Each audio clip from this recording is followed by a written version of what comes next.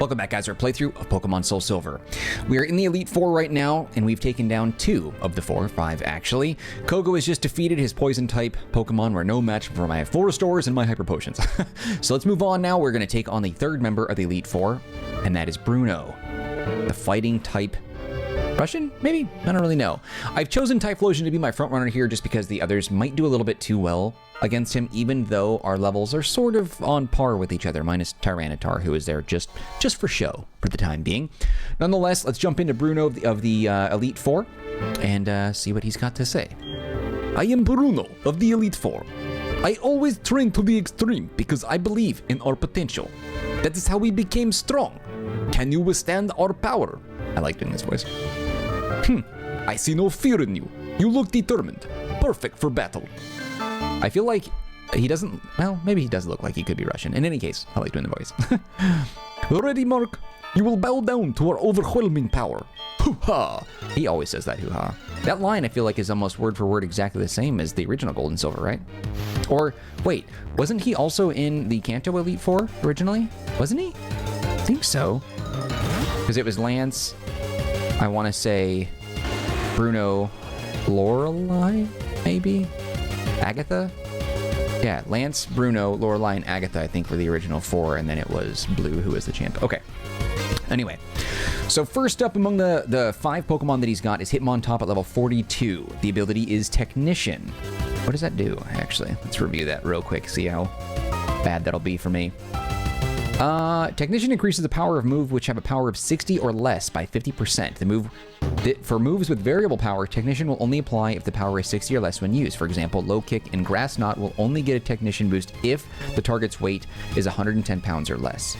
Interesting. In Gen 4, in particular, the effect does not apply to confusion damage, which remains a power of 40. However, if a Pokemon hurts itself in confusion induced to disobedience, the power is increased to 60. Despite Struggle having a base power of 60 or less and Beat Up having a base power of 10 for each strike, both moves are not boosted by Technician in Gen 4. Technician applies after the base power modifiers for double base power moves such as Gust and Pursuit, Charge, and Helping Hand. So if any of those cause a move's base power to exceed 60, Technician's boost will not apply.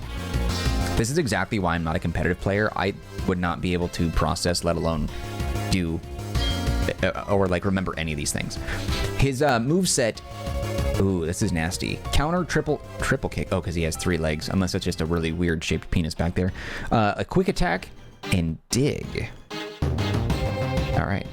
Okay, I'm going to go Flamethrower first out because I'm actually mostly worried about him.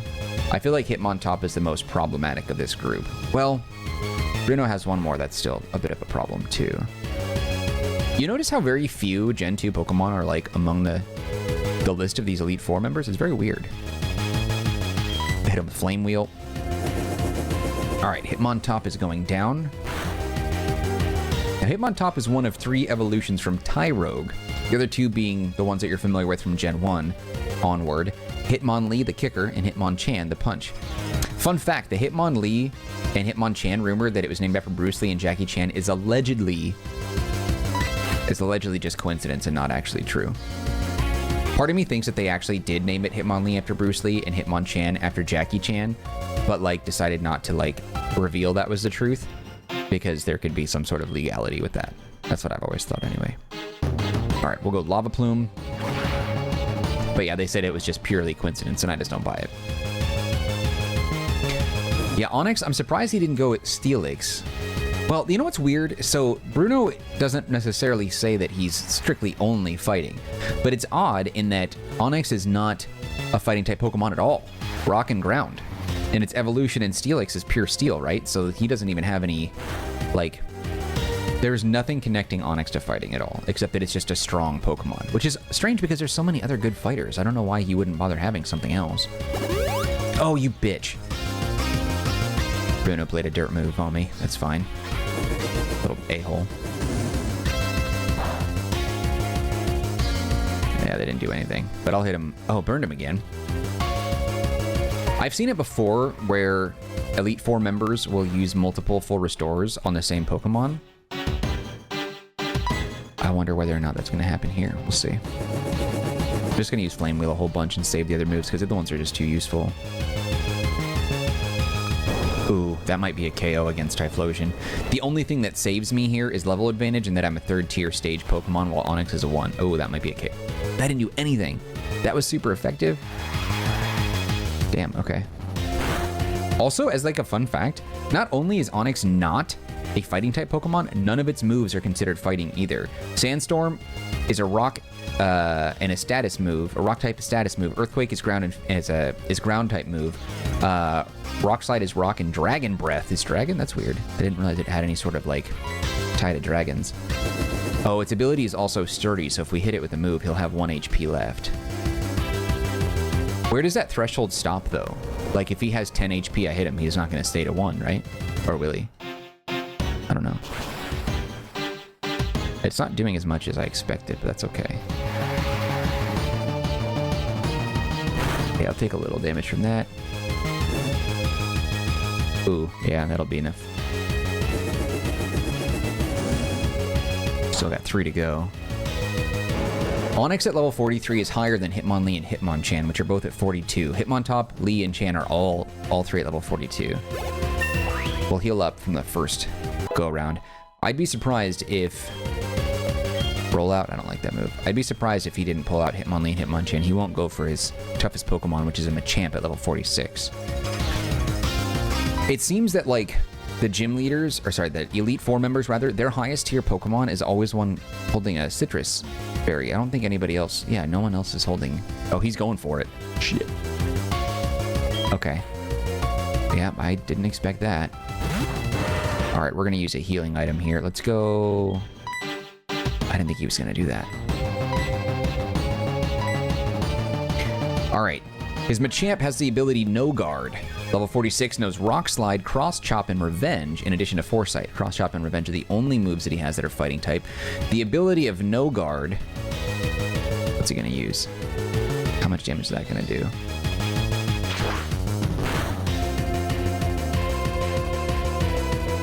Shit. No Guard is ability introduced in Gen 4. Prior to Gen 5, it was the signature ability of Machamp's evolutionary line. In battle, all moves used by or against a Pokemon with this ability cannot miss. Shit.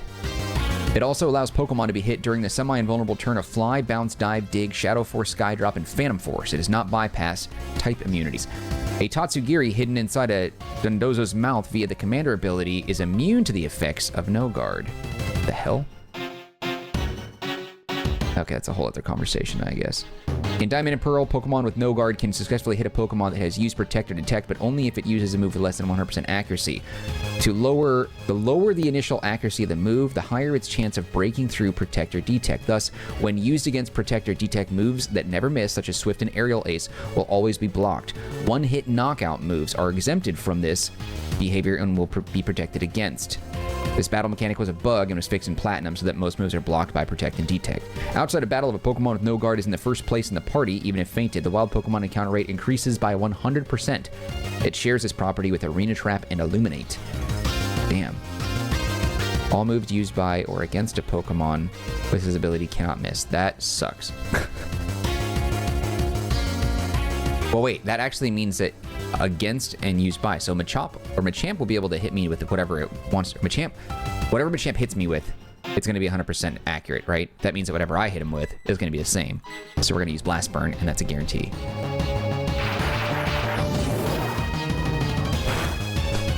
I don't expect that to be a one-hit KO, but that'll do enough damage to put me in the... Oh, shit. We were really close. He's going to cross-chop me, though, and KO me. If he uses Foresight, which there's no way. There's no way he does that. Yeah, it's over. Okay, so good night, Typhlosion, I guess. That's all right. I expected as much, and that's fine. We'll heal him outside of battle. Let's go Jolteon.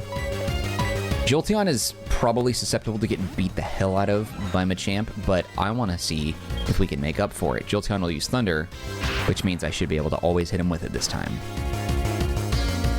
Nice. Jolteon finally did a little damage. Well done. Oh, bitch. Excellent. All right, yeah, we'll switch. Let's go to... Well, damn it, I want to use Furret so bad. But the problem is that Furret is a normal type, which means all fighting type moves will beat the hell out of him. But, actually, So this is interesting. So his Hitmonlee has the ability of Reckless at level 42. And it knows Blaze Kick, Focus Energy, High Jump Kick, and Swagger. The only move on Hitmonlee's side that is a fighting move is High Jump Kick. But then, when you go to Hitmonchan doesn't have any fighting type moves, which means Furret can be a ringer there. So let's go ahead and just take him down. I'm gonna hit Bubble Beam. Cool. Yeah, Hitmonchan and Hitmonlee are both at 42. Hitmonchan, though, the puncher, has Ice Punch, Thunder Punch, Fire Punch, and Bullet Punch. Steel, Fire, Electric, and Ice type. Oh, and it confused me. So that means that I can fight him and not be worried about any sort of stab moves coming from a fighting move from a fighting type. Very nice. That is useful, friend. That did way more than I expected, actually. Alright. Wait, for Bruno's about to send in Hitmonchan, I will switch. And I will put out Furret.